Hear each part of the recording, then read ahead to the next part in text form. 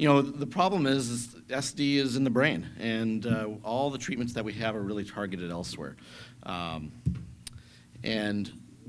Treatments that we have for the brain really sort of haven't made it to prime time yet for SD because we really don't know where in the brain it is. If we look at sort of way other brain or movement disorders have been treated with ablations or implanting of foreign tissue, that really hasn't been done, nor would we really know where to do that. Deep brain stimulation has been postulated. I think we'll hear a little more. It's been done for tremor, I think a handful of times with some variable results, and to my knowledge, it's not been done specifically for SD. But that probably is the future once we figure out where in the brain that we're going to target. So as you know, therapy focuses on speech therapy, medical therapy, and surgical therapy, and all this stuff is symptomatic.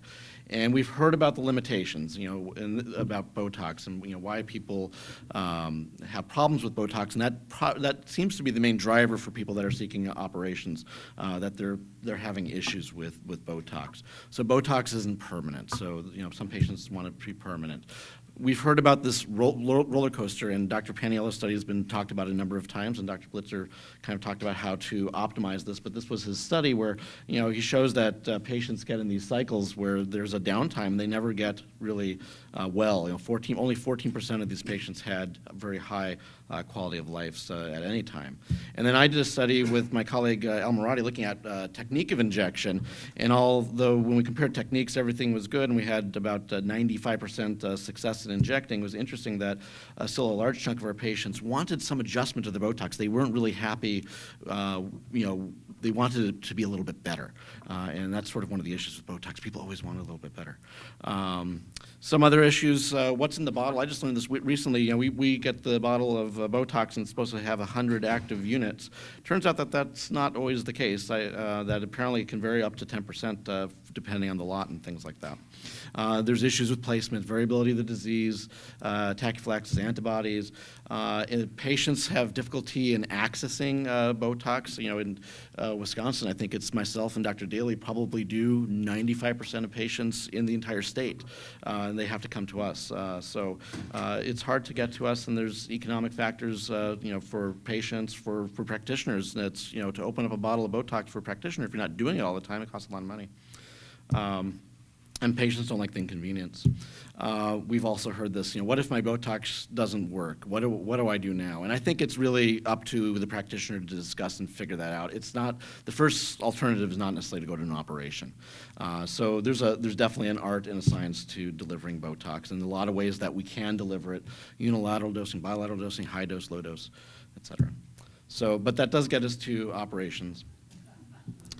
And so what are our goals? If we're going to do an operation, what are we going to try to achieve? We want a permanent solution. If Botox, one of the main caveats is that you have to repeat it. It'd be nice to have something more permanent. Obviously, we want a good postoperative voice. We don't want to sort of trade patient's voice quality for the procedure. And avoid the long-term complications. The larynx does three main jobs. It allows us to talk, it allows us to breathe, it allows us to swallow. And once we sort of alter some aspect of one of those issues, we usually sort of have collateral damage with some of the other issues. So we have to really sort of pay attention. What are really the ways that surgery has been sort of patterned around? We adjust the biomechanics of the larynx. So, and this is primarily for adductor, but basically if you have muscles that are closing too much, we're just trying to loosen them up. And we can do that mechanically just by moving things apart, or we could do that somewhat physiologically by altering the nerve input or the muscle tension. And that's kind of what Botox does. It alters that the muscle tension there. So for adductor, I kind of split things up into nerve muscle techniques and mechanical techniques. For nerve muscle techniques, there's the unilateral recurrent section, which is the oldest technique. There's the selective laryngeal adductor denervation or reinnervation procedure, or otherwise known as the SLAD. And then there's these myomectomy, myoneurectomy procedures that can be done through the mouth or through the neck. And then mechanically, we can separate the vocal cords, yank them apart with a type II thyroplasty. Nerve section does have a history. It predates Botox. It was one of the initial papers from 1976, and it sounded great. However, when other people started doing these procedures, they really didn't get the sort of same excellent results. And in fact, it seemed like a lot of patients were trading one type of voice disorder for a different type of voice disorder. So we see a lot of patients with vocal cord paralysis, kind of a breathy voice. So if you're willing to kind of trade your SD voice for kind of a breathy voice, then maybe a unilateral section is okay. And then that procedure was modified with crushes and different types of resections with some benefits. And then the selective procedure came on board, and this is going back to the early 90s. And the idea was to try to do something that's similar to Botox. So Botox, we target the laryngeal adductors, the TA, what we call thyroarytenoid and lateral cricoarytenoid muscles. So what if we go in there and we cut those little nerves, and we do that on both sides, and then we do some other things to kind of avoid some of the problems that we saw with the unilateral section. We kind of plug in a new nerve into that area so you don't get the atrophy, and actually trim one of the muscles. We do a little myectomy with that as well. And that has garnered some good success. It's been done now since about '93, so a good 20-year track record now. The largest study that came out of UCLA, we looked at 83 patients, and 91% were very happy. When we took pre and post voice data to blinded observers or listeners of the voice, we also had very good results. Not as good as the happy factor, but no voice breaks in about 3/4 of patients, and there was some breathiness in about a third or 30% of patients. So what are other approaches? Myectomy, myoneurectomy, these are sort of been garnering some more press lately, largely developed in Asia and then in Brazil, where basically you cut some of the muscles that go to the vocal cords. And some, again, there's some smaller groups with excellent results. This is a very typical approach that we do for a lot of things in the larynx. It's very easy for us as laryngologists to go and operate near the vocal cords with a laser and remove tissue. At least in the sort of the smaller studies that have come out of Asia, this has worked really well. Not a lot of comparison. Type 2 thyroplasty, you've probably heard of this. This is mostly popularized in Japan, also done somewhat in Australia, maybe less so in this country, where you basically yank the vocal cords apart, put a small shim between the front of the vocal cords, and that's sort of the larynx looking at the top. So if you yank the cartilage apart, you could put something in there to hold it apart. And originally it was designed with a or a plastic kind of thing, and now they're using a titanium bridge. And they're, again, showing some good results. I've done this, and it's a pretty easy case for us to do. Again, these are techniques that we're used to doing for vocal cord paralysis and other very common disorders that we deal with. There's an advantage that they're potentially reversible. They're titratable. We can adjust the patient to the problem, or the problem to the patient. But the data, like a lot of these things, there's some small groups of patients with very good results for somewhat short term. There was one counter paper that showed, and this was also, I want to say, my personal experience as well, that patients fail in these procedures if you follow them out a year or two, because basically they overdrive the system. You could yank their vocal cords only so much before they get some breathiness, and then eventually they kind of come back with the muscle tension or some of the other changes. So they didn't seem to last in one of the sort of counter studies. The group that sort of started this out say, well, they think that the failures were due to stylastic or using plastic instead of metal. I don't know if I buy that. Abductor, you got a bigger problem with the operation.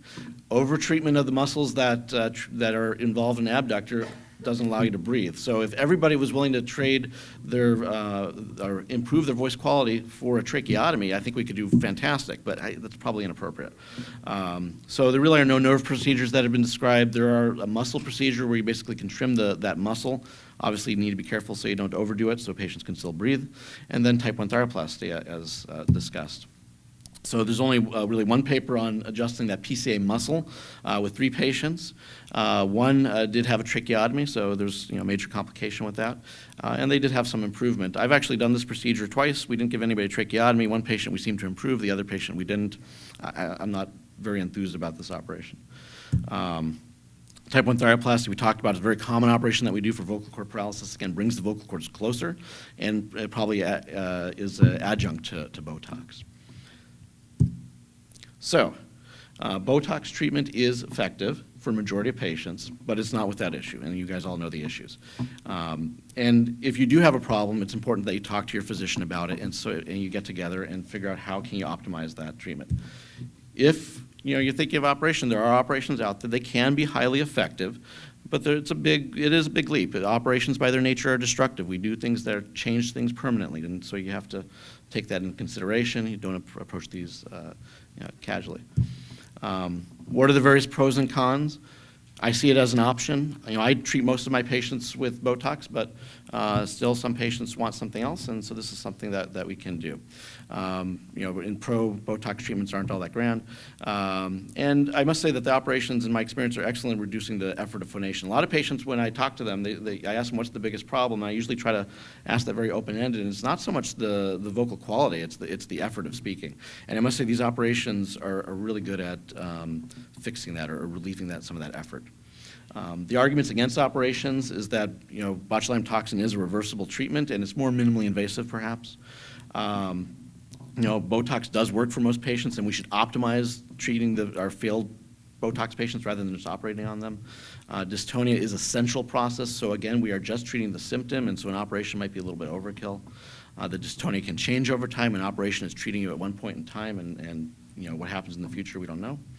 And the data from the operations could be more robust, and that's one of an ongoing problem. And I just made a comment that that's always going to be a problem because the patient numbers that seek operations are ultimately going to be small. The data tends to be retrospective, sort of what we saw in our patients, and that data is less robust than what we call a prospective study, where we separate patients into randomized groups. There's always going to be patient biases and surgeon biases. So I do certain operations because I know how to do them, and I think I know how to do them well. I don't do other operations because my perception is they don't work, and so there's my biases. There's patient biases. When patients come to see me for an operation, they want that operation to work, and so that's part of it too. And it's also difficult to compare the operations. So if you ask me what operation's better, the SLAD or the thyroplasty, we have no way of knowing. And that we're never going to have robust enough data that we can equally compare them. And that's actually true with a lot of things in the surgery world, that it's hard to compare different operations. So last thing, we're still treating the symptoms, and until we sort of get to the brain and figure out what's going on in the brain, everything's going to have a limitation. So I did that in 12 minutes.